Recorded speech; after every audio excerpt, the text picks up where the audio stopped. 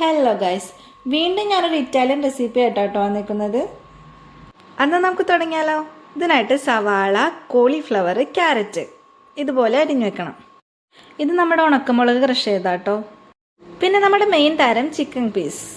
ഇത് ഉണക്കമുളകും വെളുത്തുള്ളിയും കൂടി ക്രഷ് ചെയ്തതാണേ. അടുത്തതായി അടുപ്പിലേക്ക് ഒരു പാൻ വെച്ച് നമ്മുടെ ഒലിവ് ഓയിൽ ചേർത്ത് സവാളയും ഇട്ട് നന്നായിട്ടൊന്ന് വഴച്ചെടുക്കണം. പിന്നെ നമ്മുടെ കോളിഫ്ലവറും ക്യാരറ്റും അരിഞ്ഞു വെച്ചത് ആഡ് ചെയ്യണം. ഇതൊന്ന് വാടി വരുമ്പോൾ നമ്മൾക്ക് മുളക് ക്രഷ് ചെയ്തത്, മുളകും വെളുത്തുള്ളിയും കൂടി ക്രഷ് ചെയ്ത് ആഡ് ചെയ്ത് കൊടുക്കാം. പാകത്തിന് ഉപ്പും. പിന്നെ നമ്മുടെ 2 ചിക്കൻ പീസും ആഡ് ചെയ്ത് നന്നായിട്ടൊന്ന് വേവിച്ചെടുക്കണം. ഇത് വേണമെങ്കിൽ ബോൺലെസ് പീസ് എടുത്തിട്ട് സൂപ്പ് പോലെ ആക്കി കുടിക്കാം കേട്ടോ, കുറച്ചും കൂടി വെള്ളമായിട്ട്.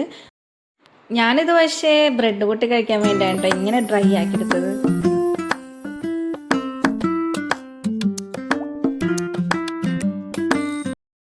ഇനി നമുക്കിതൊന്ന് ടേസ്റ്റ് ചെയ്ത് നോക്കാം. ഗൈസ്, ഒരു രക്ഷയില്ല, മസ്റ്റായ ഐറ്റം കേട്ടോ. എന്തായാലും നിങ്ങൾ വീട്ടിൽ ട്രൈ ചെയ്ത് നോക്കണം.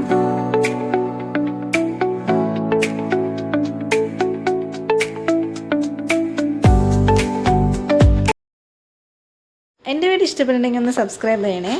ലൈക്ക് ചെയ്യാനും ഷെയർ ചെയ്യാനും മറക്കരുത്. Okay, by.